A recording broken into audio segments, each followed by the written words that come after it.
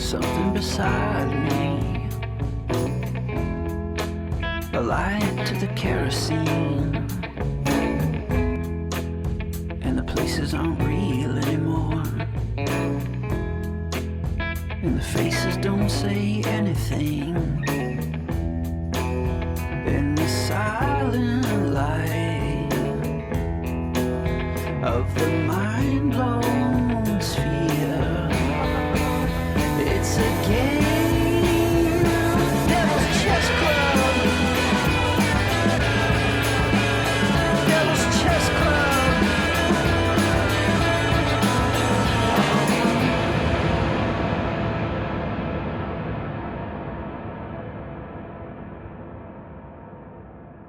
Welcome to Devil's Chess Club. I'm Aaron Good. Today I am speaking with essayist, performer, Two Black, and geographer Rasul Mowatt. Bryce Green was planning to join us for this, but he got stuck at the airport and couldn't get back in time. So sadly, Bryce missed this discussion on the new and important book from Two Black and Rasul Mowatt, Laundering Black Rage, the washing of black death, people, property, and profits. You can find a link to purchase this important book in the show notes. To help promote Laundering Black Rage, I've decided to make this episode available to everyone. Devil's Chess Club is part of the American Exception podcast. We're only able to do this work because of our paying subscribers. The oligarchs and their monopoly platforms will never be viable for us. If you appreciate deep political analysis and forensic historiography, please subscribe to the American Exception podcast on Patreon. The URL is patreon.com/American Exception. Next week, we are kicking off a new series on some of the deepest and darkest chapters of the history of the U.S. empire. We're tracing the growth of organized crime and its essential role within the U.S. regime. We'll be looking at the Lansky Syndicate, Jimmy Hoffa's Teamsters, the CIA's global drug connection, the JFK assassination, Watergate, and the ties linking all these things. You won't find this material anywhere else, so if this interests you and you can afford it, please subscribe to the American Exception podcast on Patreon. I'm here with Rasul Mowatt and Two Black, who are authors of a new book, Laundering Black Rage. It's an honor to have you both here, so thank you both for joining me. Thank you. Thank you. So let's start off with some basics here, and either one of you could take this question. How do you define Black Rage, which is something we might have an inkling what it means, but for your purposes, this is a academic book. So how do you define Black Rage? Want to try to maybe answer that a little bit differently. I think we kind of need to answer the question of laundering first in a way, because the book is called Laundering Black Rage. And I guess the book is trying to study a conversion process. So we're trying to understand, like, 2020, I always like to clarify that book is not about 2020. 2020 just became a flashpoint for studying, like for a study to understand how we go from a poor black man's neck being crushed to things that are seemingly unrelated, like black capitalism, buy black, diversity. We all saw the diversity statements, representation, but even, like, nonprofits getting funds, and even the repressive side, whether that's anti-protest bills, whether that's more money for the police. How does George Floyd's neck getting crushed and the other high-profile deaths at the hands of police or vigilantes, white vigilantes, how do those become converted over into these things that seemingly don't have anything to do with it? They don't seem to address the problem. Police violence has not stopped. In fact, the police have killed more people per year since 2020 and are about on track to do so. Maybe this year will come in a little bit under, but since 2020, the numbers have continually went up. As of 2023, they killed 1,247 people. About 27% of those were black. So they've continued to kill people. So how does George Floyd become a conversion? The death of George Floyd or the murder of George Floyd become converted into all these things that just don't seem to relate, and then they don't address the issues that people seem to be enraged about, right? So what we are noticing is that Black rage as this response to a George Floyd murder or a Breonna Taylor or something. It is this response to oppression that will go out and not just be a feeling or a sentiment, but as a form of labor. It goes to the streets. It even might vote for better or worse. It does different things that are actively trying to resolve it, but somehow that the people that are coalescing around that rage gets converted into something that doesn't address their material conditions. Like that's the kind of fundamental understanding of it. So we moved from there from 2020. We really look historically at the different ways that Black rage and as we talk about white capital have been in this kind of dialectical fight. Since the inception of what we now call European colonialism and imperialism and such. Um, so to try to understand that conversion, that's how we get to this idea of what we call laundering. And laundering at its base is just taking something that is considered dirty and trying to make it appear clean. Like if you look at any definition of laundering. Um, so we don't really change the definition of laundering. That's why I say this is not an analogy or just some neat way to talk about it. It's like, no, this is all like a criminal enterprise. And we're just expanding the definition beyond, say, like we talk about in the book. I don't know if people watch like a Breaking Bad or an Ozarks or The Wire or something. We're expanding it beyond the quote unquote criminal, air quotes for those who are listening, who will maybe make money from selling drugs, selling meth, whatever, and then they want to figure out how they can convert their money into the existing financial system. That's normally the way we understand laundering is the criminal, the bad guy who's trying to convert their money into the existing system, the legitimate financial system. I'm speeding this up because I know we don't have 3 hours, so there's more in the book. There's more definitions that we pull from. So there's also like U.S. Treasury Department and the UN. We pull from their definitions of laundering. So when they try to convert, there's like a 3-step process. Again, I won't get into all that. There's placement, layering, and integration to convert that blood money into like clean money. But it's always to make it appear clean. The money is never actually clean. So if you started selling drugs and that's how you got your money, you can spread it elsewhere and layer it with everything else. But it came from it. That's how you got it, was from selling drugs. That's the blood money. So we just say you step back and you look at that definition and you just expand it beyond the criminal trying to enter into the quote unquote legitimate financial system, as these definitions say. You ask what makes the financial system legitimate in and of itself? Why is it legitimate? How does it legitimize itself? And our argument primarily is through conquest and the maintenance that it takes to continue on that conquest. So if you take land, you take people, you take the resources out of that land, and then you name it a country, right? So you take the United States, for instance, that was not the United States, Turtle Island, and different nations, and you steal the land, you steal people, you steal resources, and then you name it the United States, and that becomes a front. And then you launder the things that you stole through your state, through your nation state, through your different mechanisms that come under the state, whether that be businesses, whether that be government, whether that be in a more modern times, nonprofits, in a more ancient times, the church. And you use these things as legitimizing means, the banks, et cetera, to legitimize, your actual conquest. So as we say, stolen Africans were the dirty money, the cotton that they produced was the clean, right? That's how that money was clean. So it's not again, that's why we say it's not an analogy. You can actually see, you take someone from Africa, you put them to work with stolen land, they grow cotton, that cotton is then sold across the world, that produces more money, and that legitimizes the conquest, right?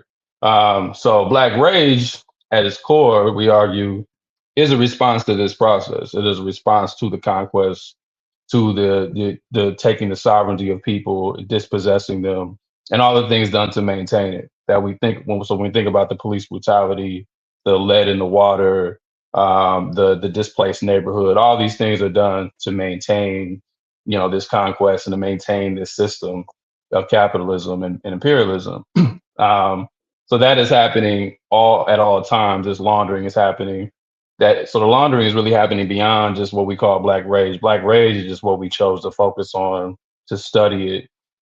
So the black rage is when you do this to people, they're obviously not going to just take a laying down. You take their land, you steal them, you beat them up, you take their culture, you do all these things to them.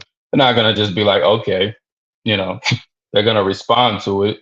So then the question becomes how this, from the perspective of the state and capital, how do we launder that rage? How do we make that rage work for us and against them while appearing to still be working for them? And that's how, so when we come all the way back to these projects that we named at the beginning, 2020 is a flashpoint. As in the book, we name a lot of other historical moments way before that. But when we come to the Kente cloth, or, with Nancy Pelosi, or when we come to the movie that has a black lead, or when we come to whatever these things are trying to pose as means of actually fixing like the issues that raise the black rage, but they're actually ways of just laundering it, because now our rage is expressed through a movie or a politician, and not through the material, not through the addressing the material conditions that caused it, right? But there's this idea that rage will somehow trip, or that the success of the representative or something will somehow trickle down.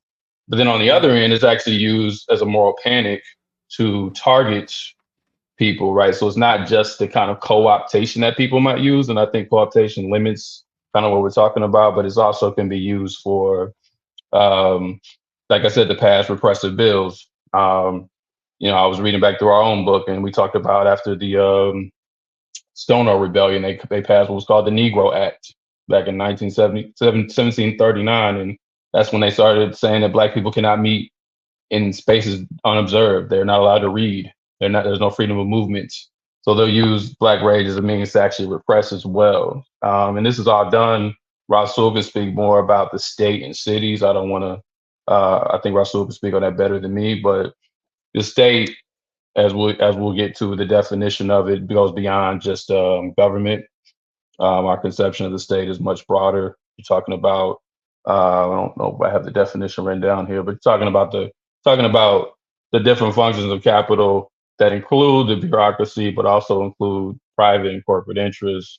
Also include, and then also just include general civic life, and that is primarily done through cities, which are the places that actually racialize us, that distribute, that create the different divisions of labor, that give us our distractions. And in cities, we were talking before we got on about the enclosure movements and stuff. Cities are one of the main ways that capital forces us into these bunkers that we then have to work. So black rage, again, is a response to that. There are different definitions, I think, that we use inside the book to kind of give different conceptions of it. And as I'll close on these definitions. So Lauryn Hill, we have her. She's a singer, rapper. Black rage is founded on blatant denial, squeeze economics, subsistence, survival, deafening silence, and social control. Black rage is founded on wounds in the soul. So that's more like how black rage sits in black people in the kind of ways that we respond to that oppression. Then I have a definition about black rage, the omnipresent force radiating throughout the anxieties of the state, is a boundless threat to the capitalist order. So this is more so from the perspective of the state, that we know we're oppressing these people, and we know they're going to respond. How are they going to respond? How are we going to be prepared for it? And you never quite know how it's going to show up. That's why I use the word omnipresent force, not to be abstract, but because you don't quite know how it's going to manifest, where it's coming from. And there's always a guessing game when trying to figure that out. And, there's many times the state, they don't know where it's coming from. They don't know how it's going to show up. They don't know what's going to be the kind of final ticking point in the moment. And then lastly, Rasul wrote about, this is in the introduction, because black rage directs us to the lead in the water, the shot child, the infant biting rats in the apartment complex, the closed public school for the sake of the charter school, the ever increasingly high rent, the demolished hospital and organized abandoned neighborhood, etc. And he talks about black rage must become the work. So rage should lead you to actually do things that address the material conditions as well. So those are just different definitions. But it's important to note that it's not defined in one way in the book, because the state doesn't conceive of it as one thing, and it doesn't always show up in the same way depending on the historical moment. Yes, Rasul, would you like to expand on any of that, and or talk about this whole regime or the state, however we want to say it? Like, how do you conceive of this? Because this issue of how to define the state and so on, it's an issue in all sorts of social scientists, like social sciences. Realists, IR realists have one way of thinking about it. Americanists and liberals think this and that, but and there's a Marxist understanding of the state. What is your conception of the state here as this entity that has to somehow manage this and control, or at least not allow it to be destroyed by black rage?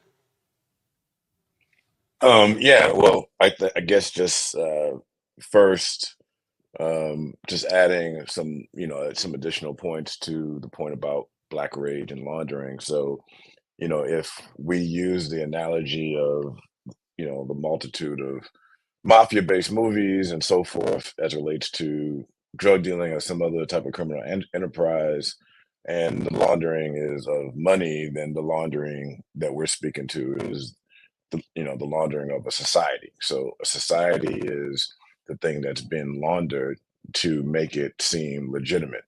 So society appears legitimate on top of all of these historical beyond wrongs, but for lack of another term for right now, wrongs, whether it's indigenous theft, slavery, colonialism, and so forth. And so what we're trying to conceive of is each population that has been oppressed, um, they don't just sit there and take the existence in that society, especially since the wrongs don't stop; they continue, right? In some cases they worsen, or in some cases they're just a constant sort of hum that continues all along. And so, rage, as Two Black was ending with, is an action. And while we do not, in any particular way indicate that rage is some pure, fantastical thing that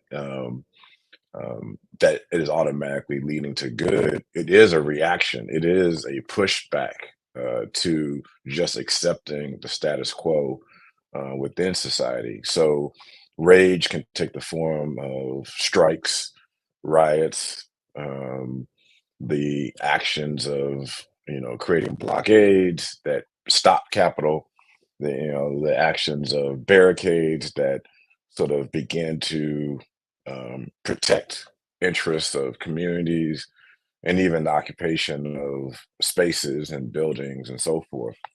Those are some examples of rage. And so on the flip side, in many cases, even joy itself should also have action in some way.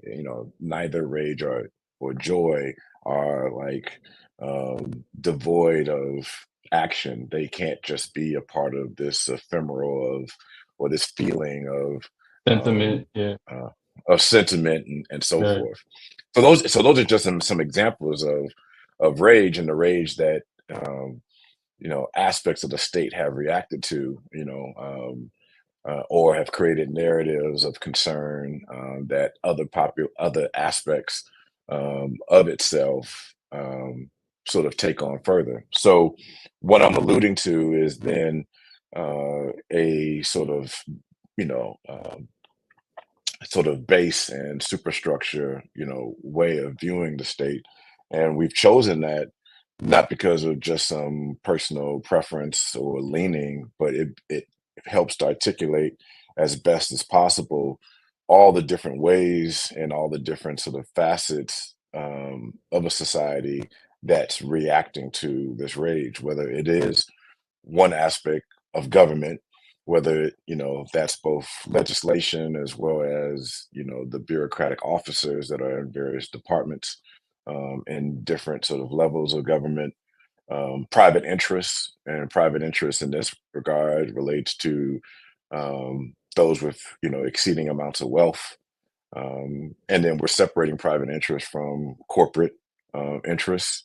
and corporate entities, even if some cases those private interests may also own corporations.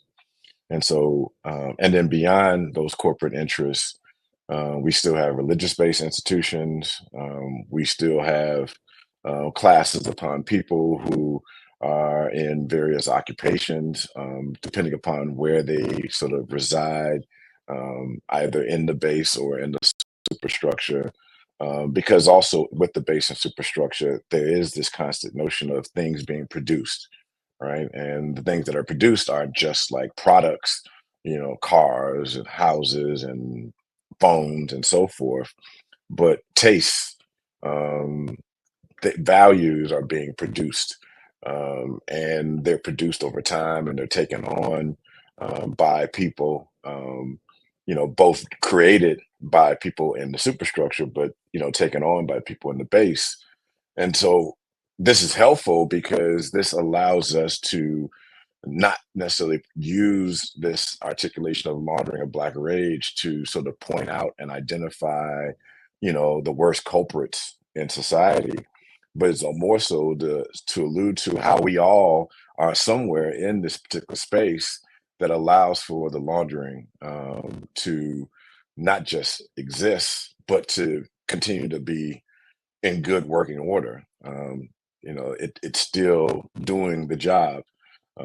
So that base and superstructure, just allows for that understanding because at least with this base and superstructure, you identify all these different aspects and their relationships to each other, and then society is understood as the combination of the two.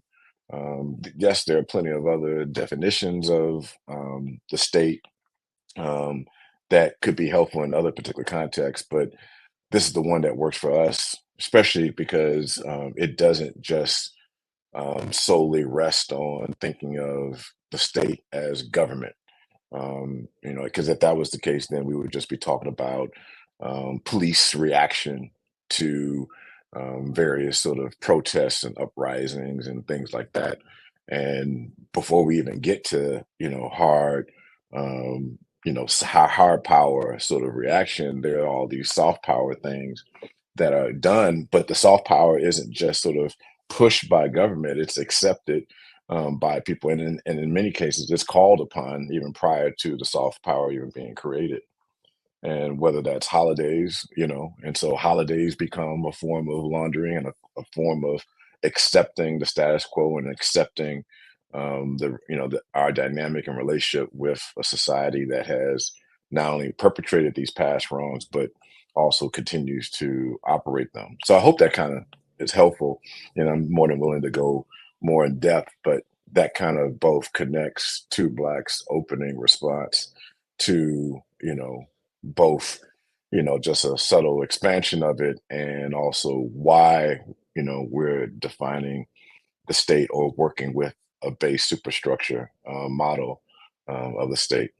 Right. And it's funny because you end up wrestling with some of the same like epistemological issues that I was in my own dissertation, which is trying to define the state and this system of governance that we have, which is not merely the government. And that's, Mhm. I go to the concept of the deep state, but the deep state is I use it in sort of a, you could argue, sloppy way, because part of the time I do mean those elements the of the government or of the state which are so opaque and top down as to be secret and lawless and so on. But in the bigger sense, I meant it as all those institutions that allow for top down rule in a nominal democracy, which would really be more of like a regime than a state or a deep regime. And I think that your idea of the state is pretty much compatible to what I would either call excuse me, the systemic deep state, or what we could call the deep regime. I mean, it is a whole structure of governance that is more than just the government. It's so, and it cannot not be tied to the political economy and to this oligarchy that pretends to be a democracy.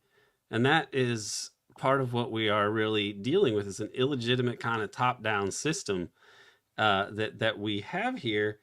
But as you look at it from the perspective of the Black experience in America, what is it that makes this aspect of resistance to the state so potent over time because, as you point out, there are all these ways to sort of rechannel or misdirect, sometimes called co-opting, but it's often even bigger, the more ambitious a project than that. I mean, it's well, the more you understand the way that the state, even before you had things like the Central Intelligence Agency that would make a science of kind of studying the sort of science of hegemony in ways we probably don't even know about. You had like the Hoover and other people going after Marcus Garvey and so on. And back in the 1950s, at one point it emerges that, or in the 60s, it might have come out that H.L. Hunt was supporting the Muslim or the Nation of Islam, right? This right-wing oligarch in Texas is giving money to the Nation of Islam. And you think, well, why would that be the case? But then you look at the way that like somebody like Malcolm X was used as kind of it wasn't that the black rage was being laundered in that way. It was almost like it was being gassed up in a particular way to have kind of a boogeyman, and that like, so you can see them doing things like this they will sometimes want to launder black rage, but sometimes the black rage is useful just as a foil for the white status quo, because it's as a symbol, it's very potent in the United States. What do you think accounts for this over time, the salience of black rage and a fear of black rage in this system? Because it is a powerful kind of a force of the prevailing order in terms of the symbolism and the mythology that reigns in America, to the extent that we can say anything even reigns in America anymore.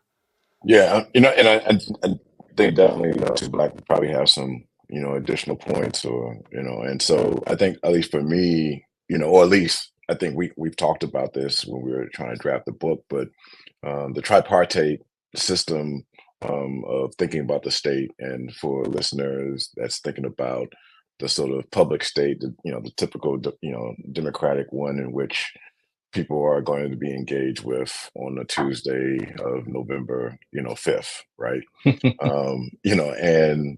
And then there's the security state, which, in some cases on a more overt form can be everything from law enforcement and intelligence, and militarized forces, as well as, certain forms of media that, also aids in sort of providing surveillance in some particular way.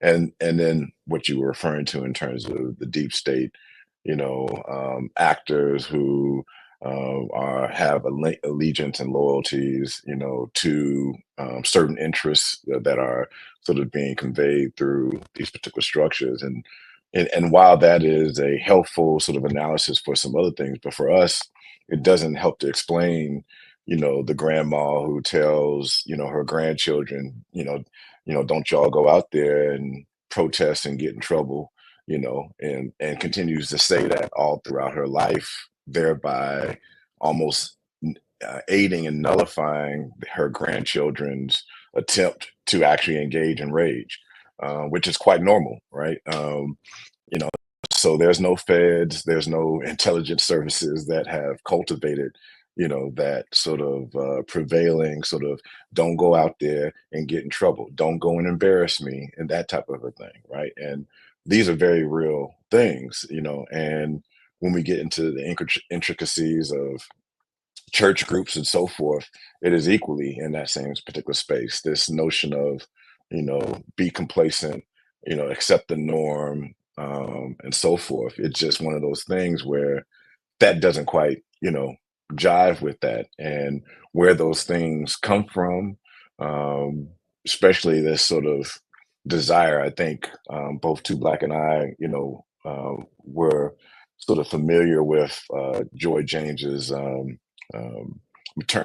captive maternal. Captain Yeah, Maternal. and how she explains his captive maternal is kind of in that same space of what we're talking about, which doesn't, get to the deep state. Whereas this notion of, that desire of that grandparent, that grandmother wanting to protect her grandchildren isn't, even though it serves this greater interest, it serves it unintentionally because it's being done out of a love of her grandchildren, but not really recognizing that a greater love of her grandchildren would be for her grandchildren and her grandchildren's children to be free, right? Mm. And so so it just doesn't get to that, and that's why for us, we kept, insisting upon, before we even get to these entities, engaging in all types of repressive action,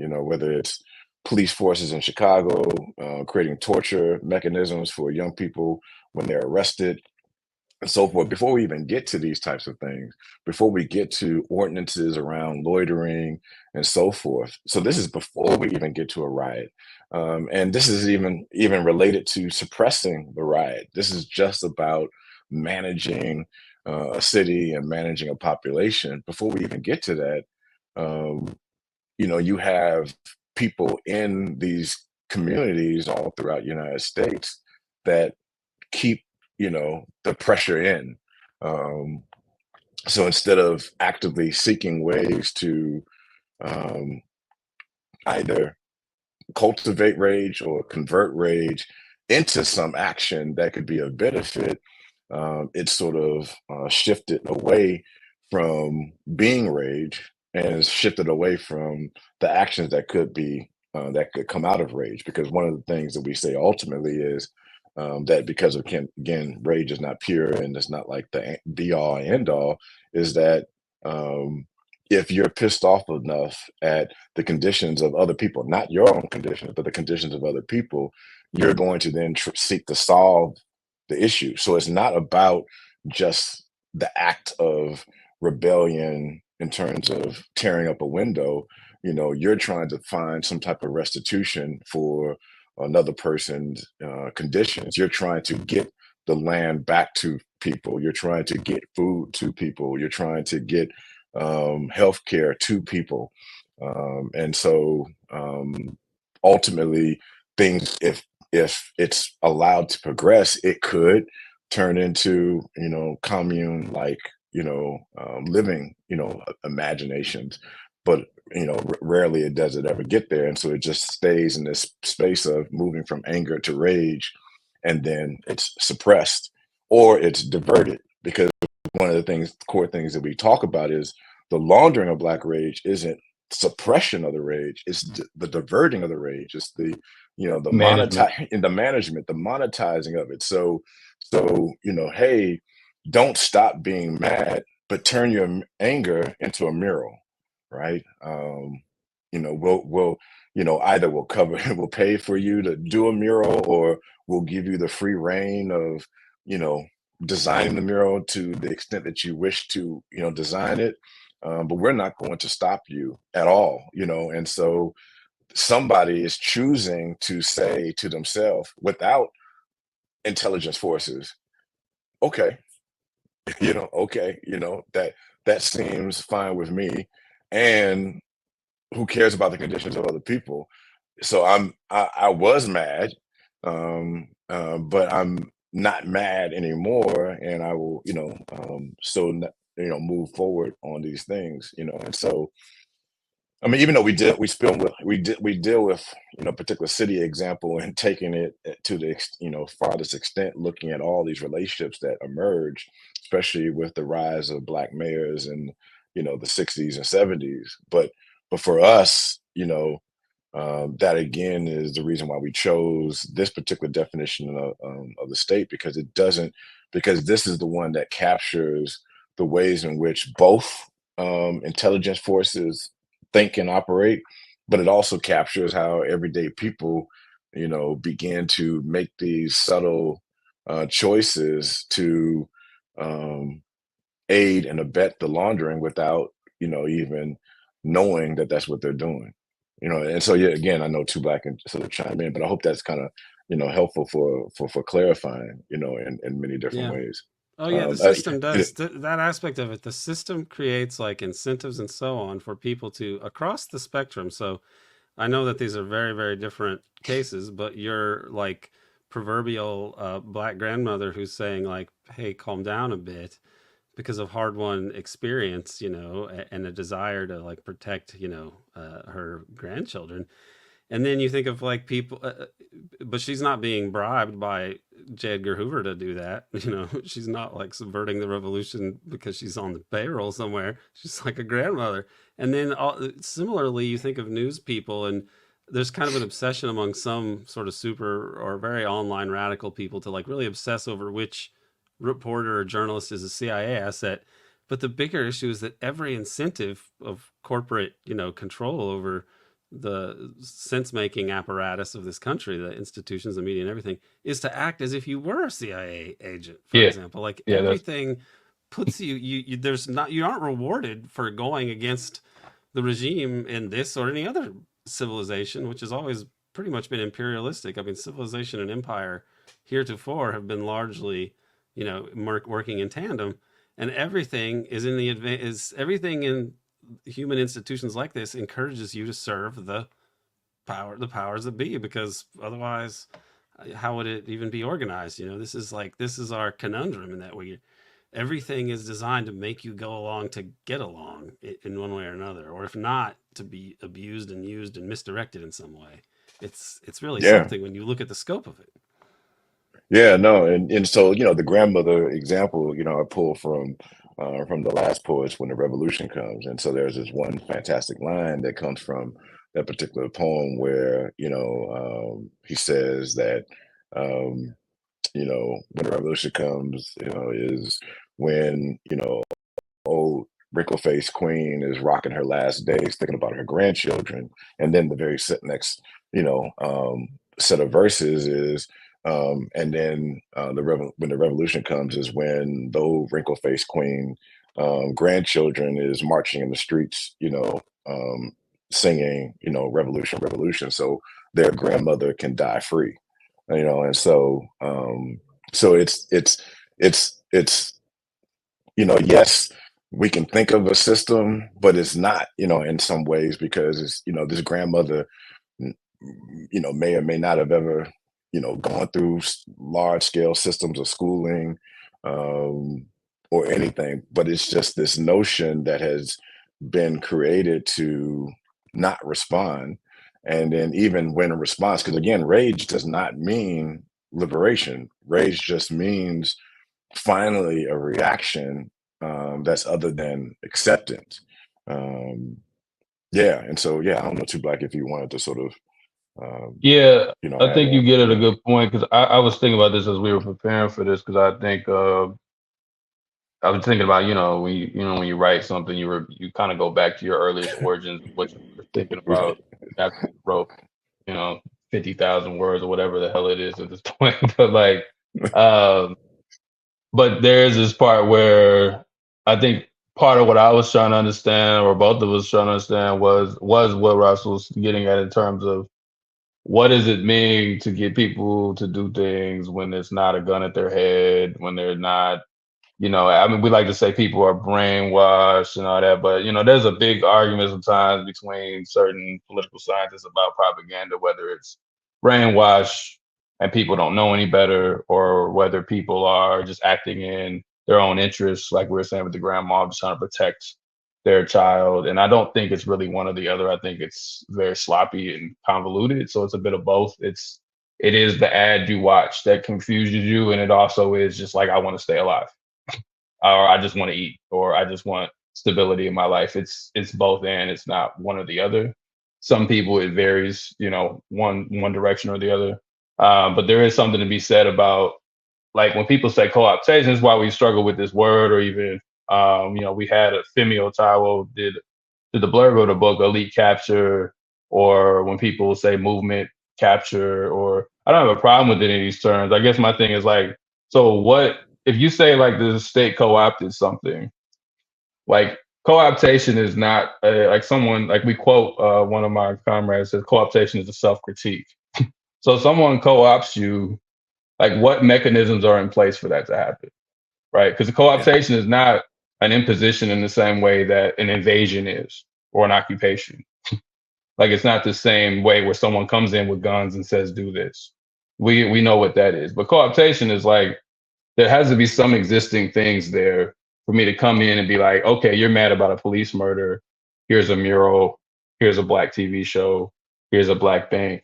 Like what's already pre-existing and how do those things that get put in motion? That's what we're trying to get at with laundering. Like there's other things in motion that are like an ingredient for this to occur that already exist in people who we say are developed under this state. The rage is born under it. The rage is not born outside of this. And I think that's what sometimes people get it wrong is they think when oppressed people get mad or when they rise up that there's this purity to it. It's like, no, they still are conceived and conceptualized under the very thing that they're mad at. So they still carry those mechanisms within them. They don't exist outside of it. So that's why, like Rasul keeps saying, rage isn't pure because you could be pissed off and then just be like, well, we just need a black president. You know, like that can actually, and that could be a legitimate thing. Like no one's telling you to do it. No one's in your head. You know, nobody pressed the button. Nobody paid you. So there's a way that we're saying capitalism and laundering, there has these other incentive-based things in it, like you're saying, Aaron, where it doesn't require like a direct one-to-one. The government could never employ everybody to be agents. Like that's not good governance, or that's not good oppression. So the best way to do that is if you can, when we talked about in chapter 4, like when counterinsurgency, if you can extract information from the population that you're occupying and get that population in some ways to work on your behalf, you know, so even when the repression does come, part of that is not just the repression that happens to the people. It's like, okay, we're going to isolate the radicals away because you got affirmative action or something. So the Panthers can go to prison or the Panthers can get assassinated or something, right? So, but those policies come because people have their own desires that they know they can exploit, right? And that's why we use like the concept of labor in chapter 2. So when we talk about the phases, because when we think about labor, it gives you a way to really see how that gets broken down. If labor is unified and knows what they want, then it's hard to break them up by just buying off this boss or buying off this section of this worker. When labor is not unified, you can buy those people off. You can repress certain aspects of those groups, and you can get, you know, if you're from the perspective of white capital, you can get something done. So we're saying when Black Rage is organized in a way that, you know, like when we think about the Haitian Revolution, it wasn't enough to just give, you know, the free people of color some nominal rights, and then the slaves would just go away because the free people of color could now manage the slave. They didn't go for that, you know. Now, post the revolution, there were challenges, but in terms of what they wanted, in terms of fighting the British, the French, you know, and even like that was in part, and even the Spanish to some extent, they were clear on what they needed to do, right? That was organized. There are other cases we'll probably get to where that Black Rage is not as organized. And like we say, we're talking about labor. If you're not able to extract, you're going against capital that owns the means of production, both like what Rasul said on the productive side, as well as the things that produce the taste, the ideas. You cannot extract away those things in your struggle, then you really have nothing else to do but to go back to work. Like at the end of the day, like if I were on a labor strike and my goal was to seize the entire factory, if I don't get the factory, I'm gonna have to go work in it tomorrow. Like that's just so for all the rage that comes out of it, we still have to go back to work. So often people just take the payout, this is the bribe or whatever, and you go back into the fronts of the laundering because there's not really any other option because they control the things that you need to get out of it. They control the machinery, the weapons, and all of that. And they also control the means of production in terms of communication, as well as production, the things you need to feed yourself. If you cannot extract power in a way that gets that back to you, then, you know, you're not in a good place. So on a positive scale, Black Rage has been able to extract some of those things away, not in totality, obviously, but it's been able to extract enough where you're not in chains, right? It joins in the Civil War. It's been able to extract enough away where you have a few rights in collective bargaining. So you have a nominal nation state, even if it's a neo-colonial one. It's been able to extract something away. So there's some level of self-determination. Not enough. Don't forget DEI sinecures for people. You know, like it's amazing the amount of stuff that is there today. I mean, I've heard people say that, like, imagine if Malcolm X were around today, he would be given a scholarship to go to like a $50,000 a year private school, and he would have had the skids greased for him to just be a very successful person, most likely. You know, it's like it really is it's a kind of totalitarian thing. So it does address some of the material deprivations for the lucky few, but my gosh, it is uh it's a deal with the devil, I guess. Yeah, But if yeah, that's the only, if the devil is the only person that holds any sway, which I think we could say the system is functionally pretty devilish, the devil's the only one you can make a deal with. yeah. And we're not, for the record, Yeah. we're not saying that that's a good thing, Right. Of but Right. course. just Right. Yeah. but it's just like, yeah, you do have to Eat. do. You can't not go through it. Like that is what's standing in front of you. You have to deal with it. And to that point, even about Malcolm X, like, yeah, they've created more of gifted and talented programs in some of these schools. Again, that are not, I don't think all of them, some of them I think probably are CIA or whatever, but some of them, because I mean that's really where this concept of like creating the African studies programs and all that this Ford Foundation did. Those were literally CIA ops to like create intellectuals that were more, that lean more towards pro-Western values and stuff like that. Like but then that's the thing, that they can put these programs in motion, and then after a point, it just becomes how people live. And there Yeah. needs not to be any CIA to set up a private school that then extracts and brain drains the black intellectual from the hood and brings them to the school. They Yeah. just do that in their own. They're not I, doing that because of any kind of broader, you know what I'm saying? I think in a Yeah. sense, I would guess, I think that you're mostly correct, except I would guess in a sense that some of the identity politics and the idea of diversity comes from that sort of milieu of foundations and academia and the intelligence networks that will never really understand. It became a cultural, the diversity thing, kind of DEI sort of became a cultural thing that it goes beyond any sort of operation or whatever, and it's sort of like a meta project of the establishment or something, because when you stop and think about it, it really is like a tokenism on steroids, which you can find MLK and Malcolm X, for example, both saying things pretty specifically saying this is not what we want. And yet people today who would, be not, ostensibly fans of or admirers of Malcolm X and MLK would also be very pro these kind of political policies, these sort of liberal ways to launder black rage, basically. Well, I think for us, we really wanted to go for evidence then, so, things that didn't make the book, for example, if we think about, Thomas Sankara or, Patrice Lumumba, they're both set up indirectly as, sort of set up for assassination by friends, Sese Seko, Mobutu and Blaise Compaoré, but not in both cases, neither one of them underwent some specialized training in some type of, African version of the School of Americas. They just went to university in Europe or in, United States, and probably while there, they went to And and some of discos them and dated were, women. And, yeah, yeah, and like yeah. someone like Mobutu, it didn't take much to get him to, Yeah, turn. and Like, and s- and so yeah. and so they might have become operators, beyond being agents, but really, as Two Black kind of, opened up with, it begins with something in the person, and so in both of these cases, it was their own greed, and so the greed is really, this individualized greed is what propelled them and set them up to then take the bait and take, the loot to ultimately, bring their respective countries to ruin, and of course, lead to the death of their former friends. And so in the same respect,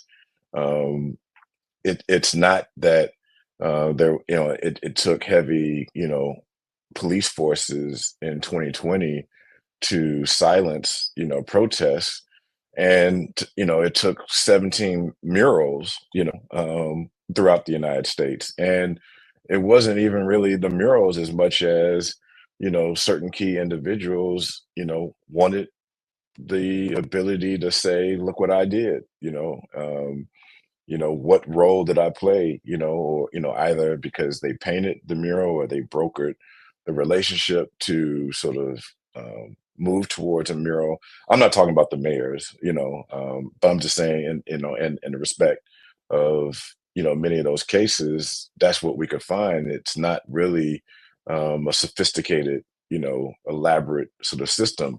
What we know of like COINTELPRO, that's elaboration, in the case of laundering, it's not a thing where it requires, umpteen officers to be placed into different sort of regional offices to somehow then surveil Black student unions and, NAACP offices in different, cities, and somehow steadily sort of work on the imagination of certain people and suppress it.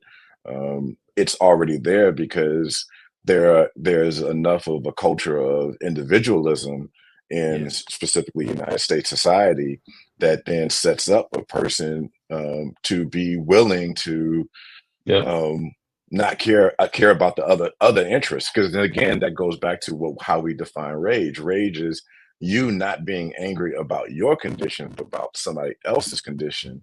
And so that takes a lot to move out of your individualism to be so angered about someone else's condition that you're reacting to it as if it's happening to you.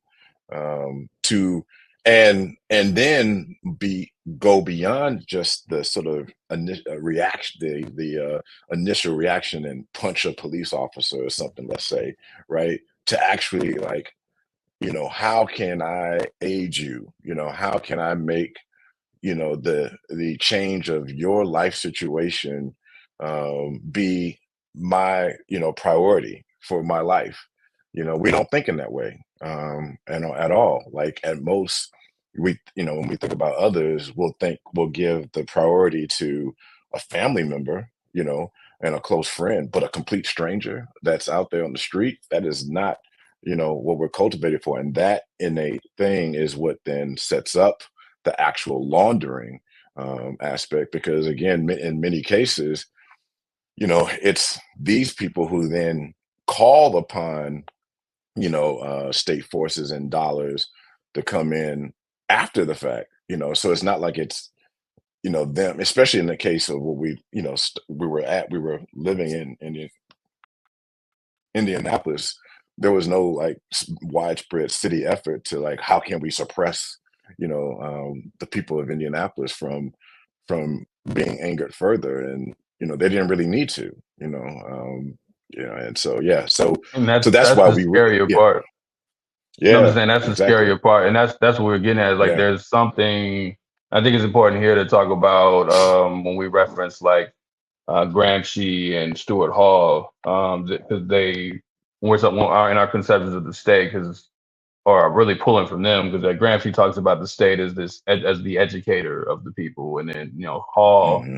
in Policing the Crisis talks about the state as the organizer of the people, Hmm. and both Hall pushes back against even somewhat of maybe Marx and Engels' conception of the state being this kind of Hmm. just elected board of capital. They think it's a bit more dynamic than that, because they talk about how one of the tricks of capitalism compared to feudalism or something is that it establishes this sense that there's this universal freedom, right? So then the good of the rich is seen as the interest of all, right? The good of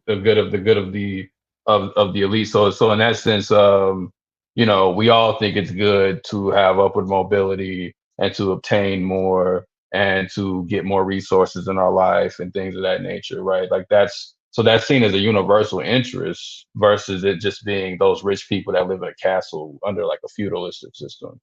Like now Yeah. it's selling this idea that we all have an opportunity to be that, and then Yeah. we all have an opportunity to share in that.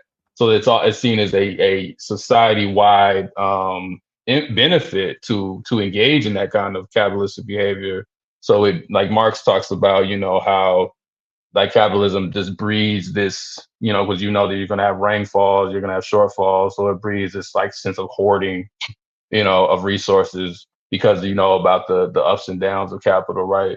So it's also like that goes down to the smallest person, up to the top, where that kind of that's what Gramsci talks about in terms of hegemony, like that type of hegemony where you don't necessarily have to. And I think you talked about in your book, Aaron, in terms of, I can't remember who you were quoting, but the differences of hegemony and versus like empire and hegemony, and how there's different ways of ruling, right? So like that hegemony establishes these kind of things that Rasul's talking about in a way that doesn't really need any kind of direct anything. It produces individuals who will be like, come on in. Yeah. like come on in. Here's we do need more of that. Come on in. Like Yeah. we'll take some of this dollars. We'll take so that's why we say co-optation is an insufficient word, or capture in some ways, because they tell you what happened. They don't really tell you what sets that in motion. All we know is, McDonald's came in and did a black ad about Black Lives Matter, and we saw it on TV. But what makes that acceptable to the Yeah. point where at worst we're going to laugh at it? And please know, like, when we started, researching for the book, we thought it was going to be, to quote Lester Freeman, from The Wire, follow the money, right? We thought it was going to Mhm. be that. We thought it was going to be, uncovering memos and minutes, and these types of things. And we tried. We did freedom of information requests, but even before we did freedom of information requests, we were just trying to see if there was any dynamic relationships. Was there certain people on certain boards or committees, and in so many cases, no, not really, at all. And so that's when we started to take a different turn from even the two essays that Two Black first did to then ultimately the book, which was, we began to then take the standpoint of, okay, then one, laundering has to be much bigger, right? Much older. And this is how we then sort of cultivated That's how as you get being that a long part of ass this. chapter 4.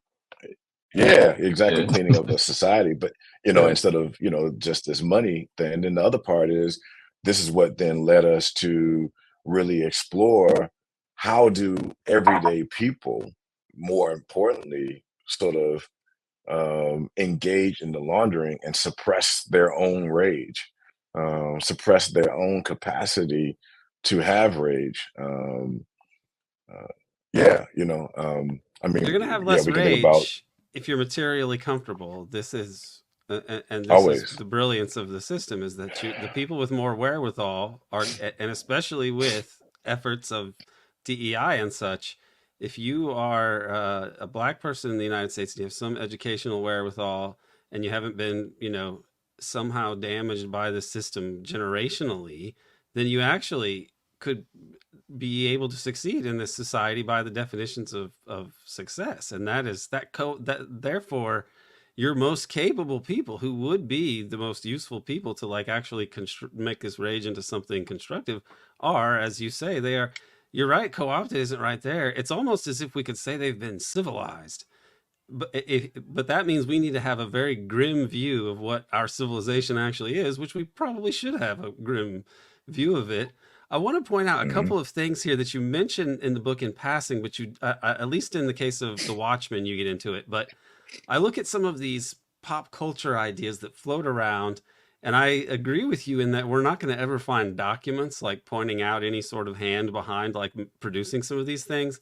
But in recent years, you had The Watchmen 2 come out on HBO, which the first Watchmen was a extremely damning indictment of the US empire. And the US is basically a kind of fascism wherein the militaristic side is feuding at points with the capitalist commercial side, but they're always going to find ways to make up in the end and then reassert their control over the whole system. That's what they do in the first Watchmen. The second one is this ridiculous kind of meditation on Wall Street, on Black Wall Street. And it does seem to be like a way of sort of looking at history from this liberal and racism from this liberal point of view. And they're just sort of saying like, oh, if only it weren't for the racism in white people's hearts, then black people would be able to be capitalists and just like us. If we destroyed their Wall Street, like how terrible to destroy someone's Wall Street, which is like ridiculous, right? I mean, if you stop and think about it. But then also you had the Black Panther film, the Disney one, where it's a very similar thing. Where in both of them they really manipulate these symbols in a way, because Black Panther, of course, we know the Black Panthers, and they were not friends of the state.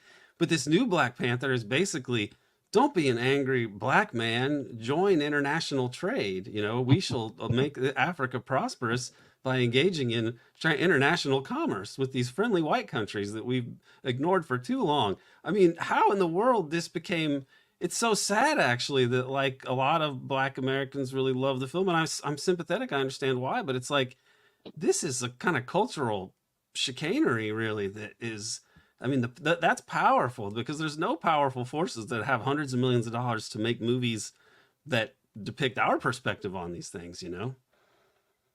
Well, yeah, I mean, Yeah, but I think that gets into, a lot of, media criticism. And so one of the things, that we always know is, literary forms have much more of a capacity to be radical, much less critical, than, of course, film.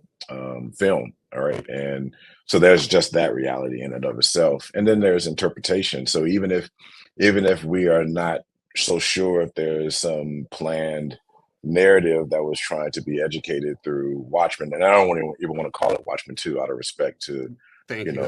Alan Moore, because, he chose not to have anything to do with the movie, much less, the TV show. But for some of these reasons is that, it was clear that different readers over, throughout the time, not just even David Lindelof and other sort of creators and writers on the show, but plenty of people have completely misread, Watchmen. So even before we Yeah. even get to, Watchmen 2, we have people long since cosplaying at Rorschach, and Rorschach is a, noted fascist, and so forth, but they only see a cool costume. And so in many respects, a misreading of a literary thing is then coupled with the inability of film to be able to create, the same sort of narratives. And so what you have is somebody who only looked at the sort of the imagery of the book, of and of the series of comics, and then ultimately crafted what they wanted to craft, and so, and what Damon Lindelof and other people sort of noted was that, they had become very recently aware of quote unquote Black Wall Street, and Yes. that was what Yeah. kind of drove them. And so, that could be true or not true or whatever else, but that and that was helps to from explain. reading, according to Lindelof, however you say his name. That was from reading uh, Coates' Reparations. Coaches, yeah, yeah, yeah. And so, It's the, so, the so it liberal not only, circle of that, So, you so know? it was not only a misreading of, it is not only a misreading of then, Alan Moore's, piece, it was also a misreading of even that particular long, piece of journalistic work, by Coates. So, and so all I'm getting at is that, um, th- that's to be expected, and so for those of us who, choose to be radical or whatever else, one, it may be important to not fall into those spaces, but also to see how they work. Going back to Stuart Hall, it was always about looking at the ways in which, um, power works through media. And so what is this then doing, and not necessarily only by the forces of Disney and other people. So I remember, distinctly with Black Panther, even with all of the, messed up images and messages and so forth in the movie, one of the things that became, very clear was adults were going to push children aside, so because the initial sort of thrust before the movie was, these children were loving what they were seeing. And it was all of these children being taken to the movie theaters to watch the movie. I'm not saying that was a good move, but I'm just saying that there is something at least, beautiful to see in terms of children being given, imagination. Again, film does limit imagination more than books. Um, but then adults came right in and they took over, right? They moved the children out. They chose to, dress up, instead of the children dressing up, going to watch the movie, they did, and they took over the seats, and it became a narrative for adults to do the sort of Wakanda greeting and all these types of things. And that ultimately then connects to, just what we see is it was adults who chose to revise history, not children, and so they chose to, never look into the details of the history, because none of what we did was extensive forensics on the Tulsa massacre. I mean, it's, most of the evidence is easily found, but it's just been the choice to erect a praise of Black capitalism, to label it Black Wall Street, even though there's no record of it ever being called Black Wall Street, ever, by the people Not who by the lived people there, the people that were living ever. under. They Yeah. didn't call it. Yeah, That was ever, possible. ever, It's the ever. And weirdest so, actual formulation. It's the weirdest formulation because what really is, if you had to think of like what would be the personification or not the embodiment of whiteness, it would be Wall Street. So it's like saying Black Wall Street is like saying black whiteness. Yeah, it's a weird. yeah. It's a weird. Again, that story is complicated because I mean I'm gonna move somewhere and then come back to that. Like even when we talk about stuff like the FBI or COINTELPRO or any other operation, something that they will admit if you even listen to some of the interviews or even just read up on some of it. They never, I don't say never, but most of the time they're trying to exploit something that's already pre-existing, right? And I think that's important to note because whether or not these things are put in motion explicitly by the state or not, these are pre-existing tendencies that people have. So they'll come in and realize that me and Rasul are in an organization and we may not quite get along. Maybe there's a rivalry between us. It's not that big of a deal, but maybe we have a little rivalry, and they'll gas that up to then create a bigger wedge than we already have. But me and Rasul did have a rivalry. That is a fact, right? I'm saying in this hypothetical. So what often happens with these things that people may call co-optation or whatever, there's already a pre-existing tendency there before it ever gets to the wider public. So growing up black, I had heard, and Rasul was that we've been hearing about Black Wall Street and the mythological conceptions of it forever. It just wasn't anything any white folks ever heard about. It was, and it wasn't really that big of a deal. You could be talking to somebody, they'd be like, y'all hear about they burned down this town that had all these black businesses, and it was just kind of a folklore. It wasn't a big deal. We didn't talk about this for 2 hours. I remember I had a black art teacher that told me about this when I was in high school. I think that's when I first learned about it. He was like, yeah, they had all these businesses and they had their own airplanes and so it becomes almost a folklore in and of itself because it's just people passing it down by not really reading anything, just something that they heard around the way. It's fairly innocent in that context, though, because people are not making entire events about it. It's just something you say. Like we all have our little folklores in our families and our neighborhoods. It's not a big deal. But once it gets to the internet and it leaves the initial communities that it comes from, once someone who heard that conversation now has a job at Disney or has a job at one of these places, and they're like, oh, and they're like, I want to make something for black people, and they don't really have a lot of political education themselves. And then you add in all those things, and then all of a sudden, this stuff can become a movie that then becomes this big time propaganda that might come from someone who actually got the green light to do it, and no one ever sat in a room and said, let's make Black Wall Street to confuse black people, because they just exploited something that was already kind of pre-existing anyway. Same thing with a Black Panther. When Black Panther actually was made, the comic was actually made before the party existed. So it was actually based on Lumumba, the original comic. But when the Panthers came out, then you see Black Panther get watered down. Like when the Black Panther Party came to exist, then you see Black Panther get watered down. So that's a whole other interesting history into itself.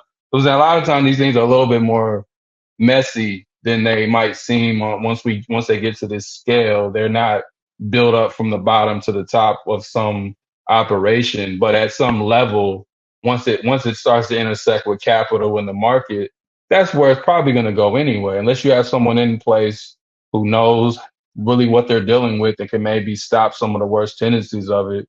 Once it gets to a certain level and it gets the green light from a marketing firm, the point is always to make it as palpable to the average viewer, which is a white woman or something.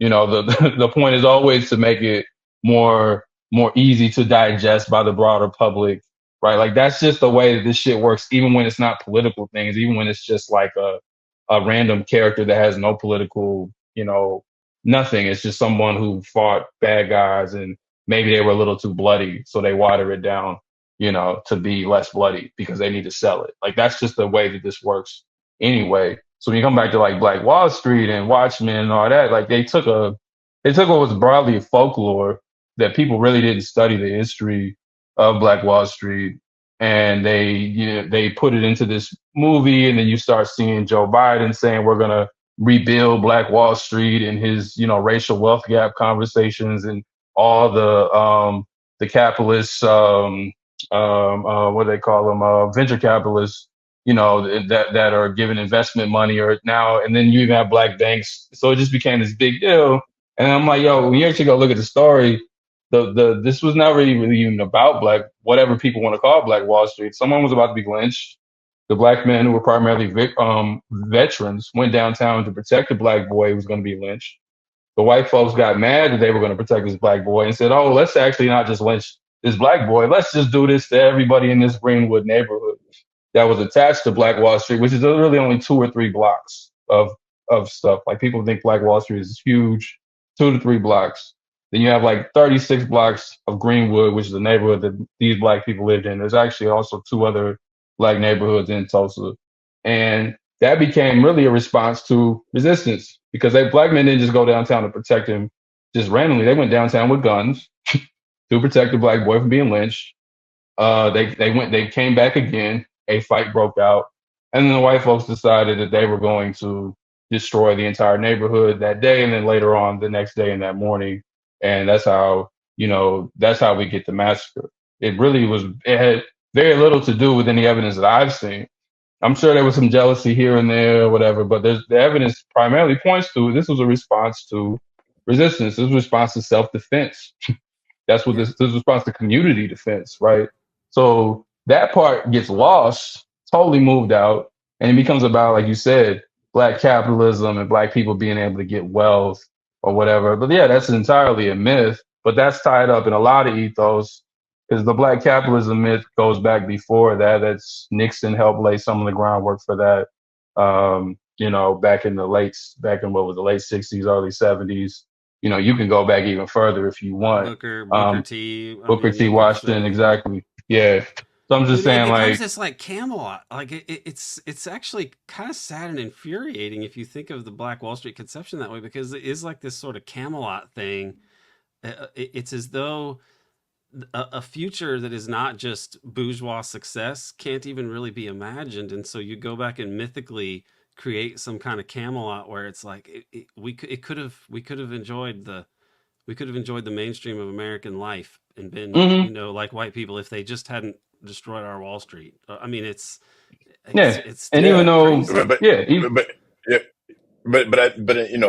the thing is that and we kind of speak to this in our conclusion, is that these myths that help to support laundering, whether it's Wakanda or Black Wall Street, they work because they're closer to running water and electricity and food than a Republic of New Africa, and so so while Republic of New Africa was another type of imagination of another type of an existence, not enough people believe in that capacity to be self-governed and self-determined, and we can't sort of indict them for being wrong when we sit there and think about the basics of water and food and electricity, in the sense that this is why then political education is so important, and what we try to conclude with the book is this sort of notion of a need to understand then our situation, a need to understand, um, you know, one, to move past our own selves and our own sort of rationales for anger, our own need for anger, which is not rage, but is oftentimes called then black rage because, but we're just angry. And the need to sort of, cope with that anger with, some form of black joy. So we try to conclude with that particular point because this is then why we see it continuing to always be of ease to keep and maintain things as is. Yeah, and I think that may be a good point to close on, but I'll give you guys a chance to say any last words about this and about the bigger things that you'd like to see come out of this book and the sort of recognition of what you'd like this to add to the conversation that we should be having here, because I do feel that we're at a cataclysmic time where this system has always depended upon empire and expansion, really, and the enclosure movement led to not like reform of England's domestic institutions, but it led to the conquest of Ireland and the conquest of the New World. And the US had manifest destiny as a sort of way to handle some parts of not just expansion for greed, but as a way to handle some of the problems caused by their own system. Just go west, just go west. And then as soon as we go sea to shining sea, we basically enter maritime imperialism with the Spanish American Empire. And then we become a global empire with World War II. And it's always been expanding with like colonialism, neocolonialism, but even like even domestically, we're doing the same thing. They want to take over the post office and education. They want everything to be owned by private property and corporations and such. But I believe that this system globally is running into forces that it will not be able to surmount. I think that the global majority is actually going to be able to deter, perhaps, or we're going to get nuclear war.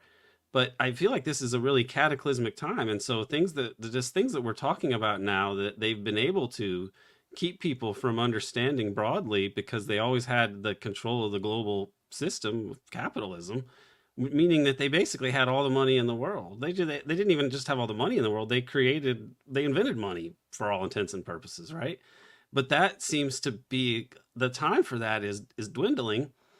And so maybe the possibilities that this opens up, if you have anything to say about that, and then maybe let people know where they can support the book or podcast or any other ventures that you all are involved in, because I think people should follow your work. So I hand it over to you.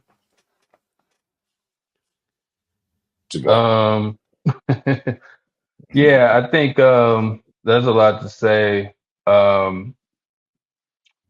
in terms of your initial question.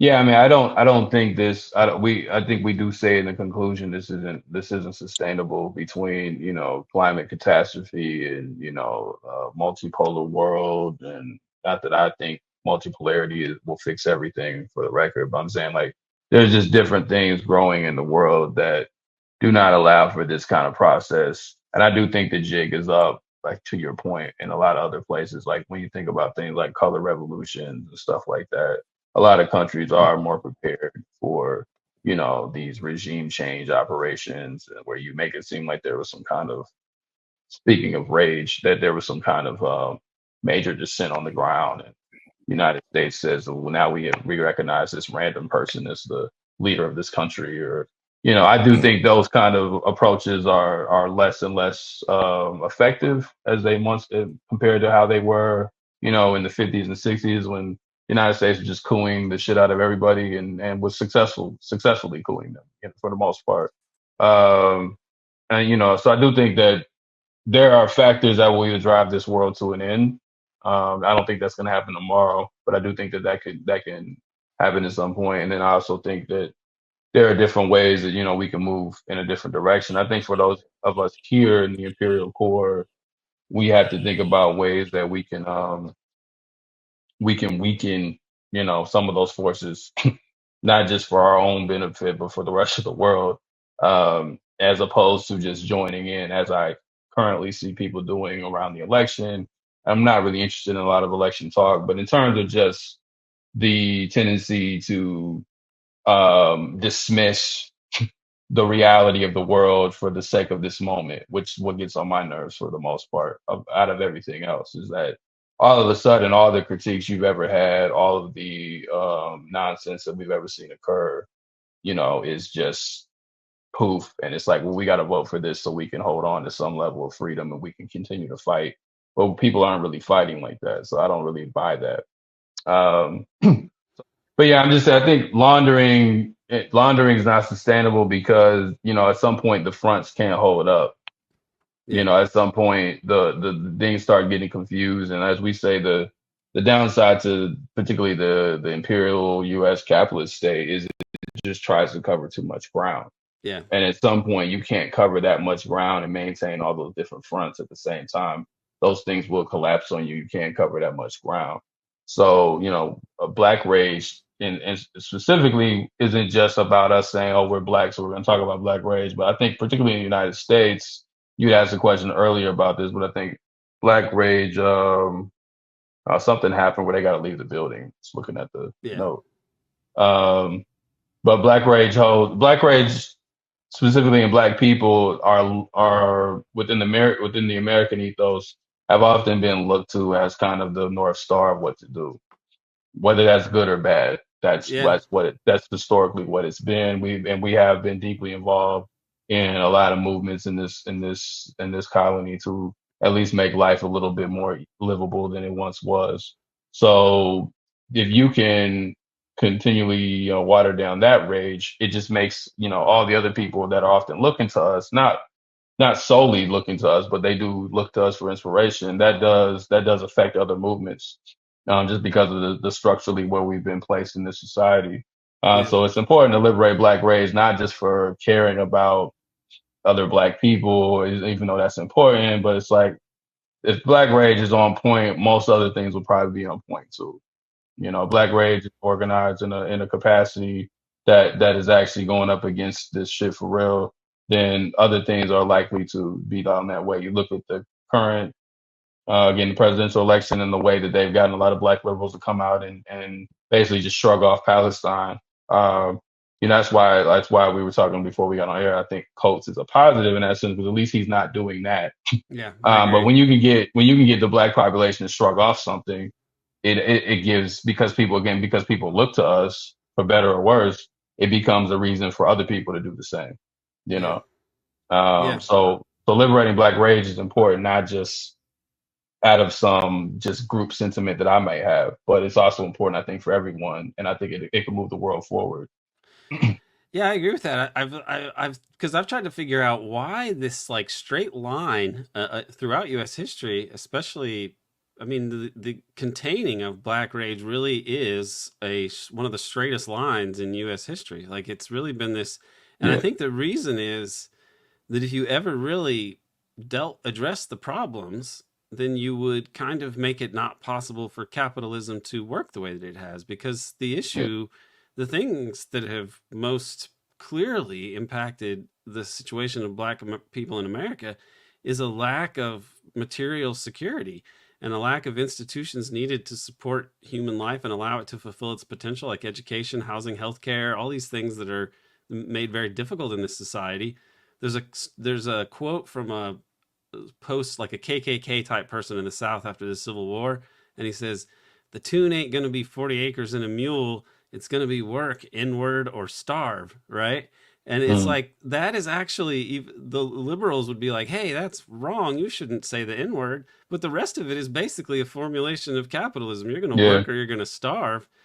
And if you were to address that problem, it would actually, you could have the basis for a more democratic system, because people wouldn't be always slaves to their own need to have material security. Yeah, it would that's what I'm saying. Like, it's not this isn't I agree that it's not this kind of like, oh, if you just help black people, like, I don't really like making those kind of arguments just out of like moralistic terms. I mean, I think that's fine, but I'm saying, yeah, if you liberate the people that have maintained the bottom for most of this country's existence, then it's kind of like everybody else, even in their own self-interest, is going to be like, well, why can't we get that?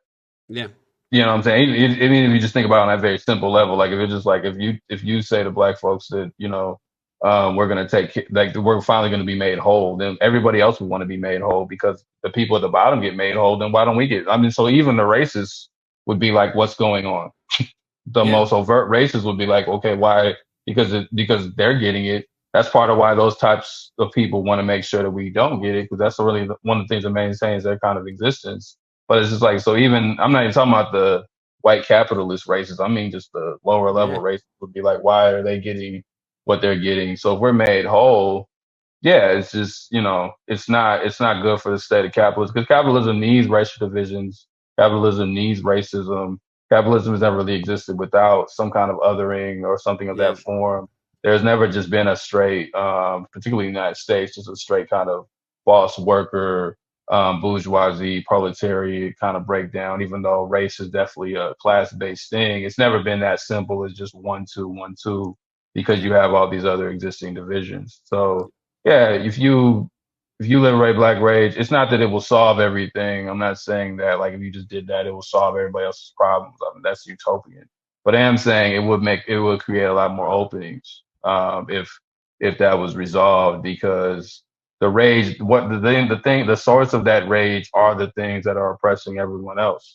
The police, capital, dispossession, property ownership. All those are the things that are oppressing everybody else. The real sources of the conquest, imperialism, taking resources out of the ground. So it's like you liberate black people, not just here, but you liberate Africans internationally. That these are ways that I think will benefit everyone else. Especially if you do it in a class struggle type way. I'm not talking about just giving everyone checks or something. You know. Right. Um, Yeah. Because that's why whiteness was basically invented as a sort of, I think it kind of happened in an organic way. Obviously, not somebody at the top thinking I shall invent whiteness, but the way that it functioned was to really create false consciousness on a fundamental level among white people, where like and the reason so what's remarkable to me is that the South, where the white supremacy was the strongest, is where the median white person had it the worst in the U.S. And you have to think about the significance of that, which is liberals can't really grasp the meaning of that, but it's that this is a massive false consciousness for a white, poor, landless, propertyless Southerner to somehow think he's on the same team as the guy that owns the plantation. That is a powerful kind of civilizational myth that is like a yeah, propaganda or a lie or a con or a long and con. there's We don't even a have the word for it.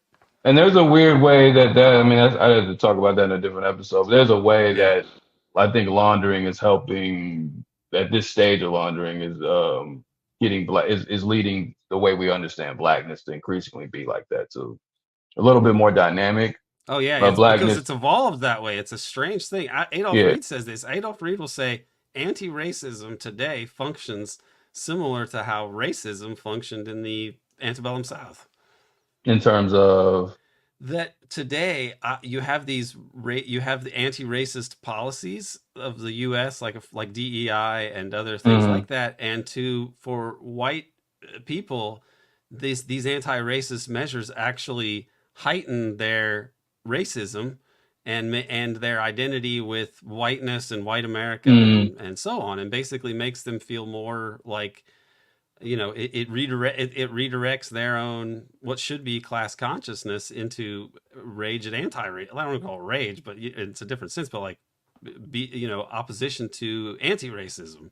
Like it's a strange kind of it's a very strange dynamic that the way that it operates now. It's yeah, the way it's taught, I think it can harden people. And although I'm all for the idea, like the heart of what people are trying to do with anti-racism. I don't want to knock anti-racism as an idea, but the way it's constituted, yeah, I'm against I racism, yeah, but I mean anti-racism as we will eradicate the bad thoughts in the yeah, yeah. individual. That's what I mean. Like, That's what yeah, gets a little crazy. it doesn't, because it doesn't address material conditions, so it just becomes a situation of we're going to tell white people if it doesn't really make sense to me to tell people that they have privilege. I don't. If you told me I have power, wouldn't want to give it away. Like just the basic argument of it doesn't actually make sense. Like, hey, you have privilege, you should share. Like, doesn't make. That's not normally how that goes. So that whether you and all those are insufficient words. I'm just saying like instructions don't even make sense. Yeah. But so yeah, there's a way that it can harden people, or it can create these like kind of snobbish white liberals who think they can go around and police everybody about their language. And it does focus a lot about language and bias and some kind of Manners. subconscious thing in your head somewhere. Like, and so racism can never really be pointed to because it's something that people And just it's have. so deep. Yeah. It can't even really be defeated because it's so deep. It's like this metaphysical Hmm. thing. I mean, but anyway, I appreciate you sticking around longer. And yeah, where can people is the book priced to sell, or is it one of those academic books that you're not really thinking can sell? And what other ventures do you have going that people should know about? Yeah, the book pricing is not my favorite. I'm not an academic, so it's been an interesting. And as Rasul says, he works in academia, but he's not an academic. I like the distinction. But so it's somehow people have continued to buy it, even though the price is not where I would like it to be. I will send you a discount code so people can get it like 20-25% off. That will knock it down at least into the 30s, so it's not quite as high. But yeah, Laundering Black Rage, you can find it on Rutledge, you can find it on other websites. The best place to get it is on Rutledge if you want to use this discount I'm talking about. I think the ebook is a little cheaper in some places. Like if you go to Google Play, I think it's like $30 on there or something like that. Okay. Also host a Black Myths podcast. So we take myths about or in relation to Black people of some kind of social political nature and debunk those. That comes on. You can find that on any your podcast sites, and you also can find it on you in terms of YouTube. It's under Black Liberation Media. It's part of a Black Radical Media collective that I'm a part of. I also do filmmaking, so you can look up the Pendleton 2. They Stood Up. It's a film about two Indiana political prisoners. I did made a film about that with my co-director King Trill, and we also are doing organizing work around that. Member of Black Alliance for Peace, and also somehow still find time to be a poet, which is that's where I got the name and everything else. So that's when people can look me up on 2-black.com if you want to see kind of all these things under one banner. But yeah, Very good. I'll put those in the show notes. And yeah, thanks again so much for your efforts co-writing this book, which I think is an important book. It encapsulates a lot of things that are important and jives with a lot of my own thinking on these issues. So I appreciated actually reading the book that way, because you always like to hear somebody say things that you believe, but in a different and more detailed way, and fleshing it out in a really good way. So yeah, it's a good resource, and so I salute you both for creating it, and thank you so much for coming on today. Yeah, thank you.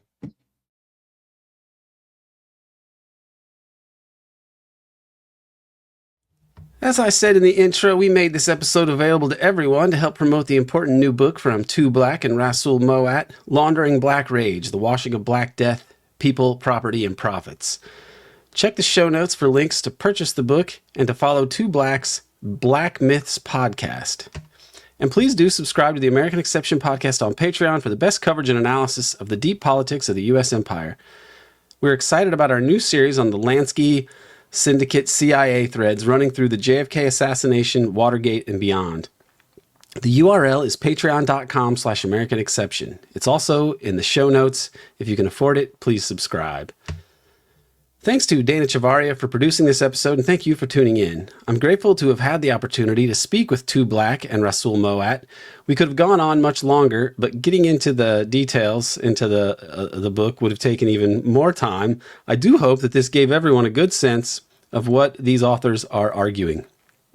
We need the Black radical tradition now more than ever. That this perspective still exists in America is important. I hope that as things continue to degrade in the white West, more people will realize that as a group, it has been Black Americans more than anyone else who from the beginning have understood the vicious, lawless, and duplicitous nature of the regime that prevails over this civilization. Ultimately, with all the fire that 2Black and Rasul Mowatt bring with their Black Rage thesis, they're calling for the creation of institutions that will support human beings as communities, families, and individuals. Race and whiteness specifically have been the ultimate false consciousness in America.